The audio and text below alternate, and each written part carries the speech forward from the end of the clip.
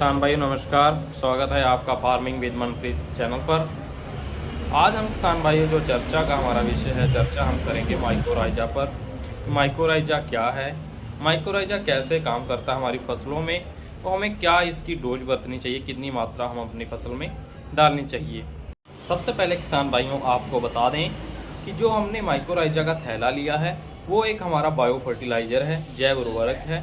अब उस थैले में जो माइकोराइजा है वो माइकोराइजा एक फंगस है, एक कवक का नाम है, एक फंगस का नाम है, जिसका नाम की एक माइकोराइजा है। किसान भाइयों जो माइकोराइजा है अब किसे कहते हैं, एक हमने जैसे ही आप लोगों को बताया कि एक फंगस का नाम ही माइकोराइजा है। जड़ और फंगस का संयोग, कवक और जड़ के संयोग को हम माइकोराइजा कहते हैं। किसान भाइयों जो हमारा माइकोराइजा है ये मतलब हमारी जड़ों के विकास को बहुत ही अच्छा करता है और उसके साथ साथ पानी के शोषण क्षमता को बढ़ा देता है। और इसके बढ़ाने के साथ जो हमारे पौधे में सूखे के प्रति सहनशीलता को बढ़ा देता है, जिससे हमारे पौधा हरा भरा रहने में मदद करता है। और किसान भाइयों जो हमारा माइकोराइजा है हमारे जो मृदा जनित रोग होते हैं, मिट्टी से होने वाले रोग, उनसे बचने में भी हमारी मदद करता है। अब किसान भाइयों हमारा सवाल आता है कि माइकोराइजा काम कैसे करता है। तो सबसे पहले किसान भाइयों आपको बता दें कि जो हम माइकोराइजा के रूप में एक थैला लेकर आते हैं 4 किलो का या 1 किलो का भी हो सकता है, 2 किलो का भी हो सकता है, जो भी हम माइकोराइजा हम किसी भी दुकान से लेके आते हैं तो उसमें होता क्या है किसान भाइयों, उसमें माइकोराइजा के बीजाणु और उस फंगस के टुकड़े, माइकोराइजा फंगस के टुकड़े होते हैं। अब ये कार्य कैसे करता है, जब हम इसको सप्लाई करते हैं माइकोराइजा को, तो सप्लाई करते हैं तो इसके जो फंगस होता है, फंगस से हमारे पौधों की जड़ों में घुस जाते हैं। वो फंगस की जड़ों में घुसकर और जड़ों में स्थापित हो जाते हैं। जब जड़ों में स्थापित हो जाते हैं तो फसल की जो हमारी जड़ें हैं वो गहरी जाने लगती हैं। इसके प्रयोग से मतलब जड़ें हमारी काफ़ी गहरी जाती हैं, तो उसके मतलब गहरी सतह में जैसे नाइट्रोजन है, फास्फोरस है, हमारा कैल्शियम है, मैग्नीशियम है, जिंक है, और इन पोषक तत्वों को खींच लाते हैं। मतलब हमारी जड़ें अगर गहरी सतह में हमारे न्यूट्रिएंट्स पड़े हुए हैं, पोषक तत्व पड़े हुए हैं, तो जड़ें हमारी इतनी वृद्धि करती हैं माइकोराइजा के डालने से, वो गहरी सतह में भी हमारे पोषक तत्व जो पड़े हुए हैं तो उनको खींच लाती हैं। अब दूसरी बात जो हमारी पानी की भी सुविधा करता है। पानी की सुविधा कैसे करता है, अगर सपोज दैट हमारे पौधे की जड़ है वो 1 फुट गई हुई है, जब हमने उसमें माइकोराइजा का प्रयोग कर लिया तो जड़ों का विकास इतना हो गया कि वो हमारी पौधे की जड़ें 2 फुट चली गई। ठीक, 2 फुट चली गई। अब हमने जो माइक्रोन्यूट्रिएंट्स लेने थे वो कैसे देने थे, वो कैसे दिए।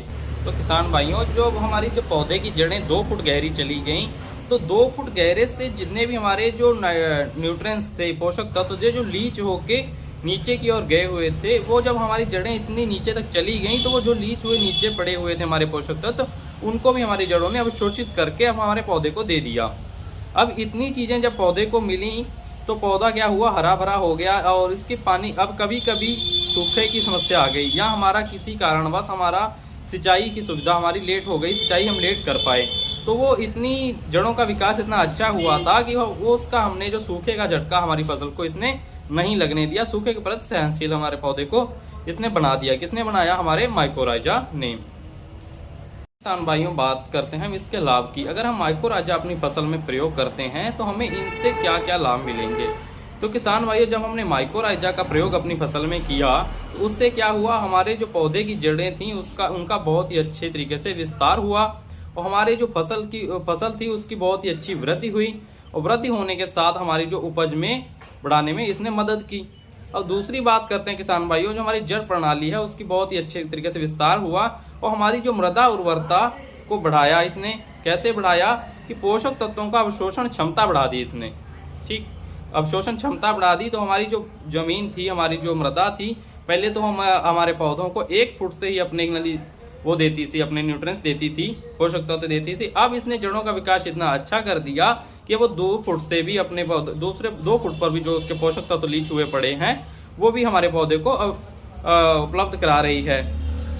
ठीक, दूसरी बात, अगली बात ये है कि जो हमारा माइकोराइजा पर्यावरणीय तनाव के प्रति भी सहनशीलता बढ़ाता है हमारे पौधों में। किसान भाइयों बात करते हैं कि हमें माइकोराइजा किसका बरतना चाहिए, किसका ही हमारे बहुत ही अच्छा।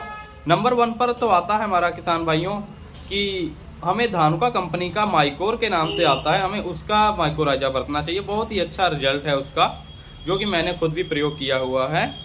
और उसके बाद किसान भाइयों हमें टाटा कंपनी का रैली गोल्ड के नाम से मिल जाता है, उसका भी बहुत अच्छा रिजल्ट है। फिर हमें यूपीएल कंपनी का न्यू रूट के नाम से मिल जाएगा, हमें जेयू कंपनी का इकोमैक्स के नाम से मिल जाएगा। अब किसान भाइयों हम बात करते हैं कि माइकोराइजा की जो दर है, हमें कितना मतलब माइकोराइजा की डोज हमें देनी चाहिए और कब देनी चाहिए।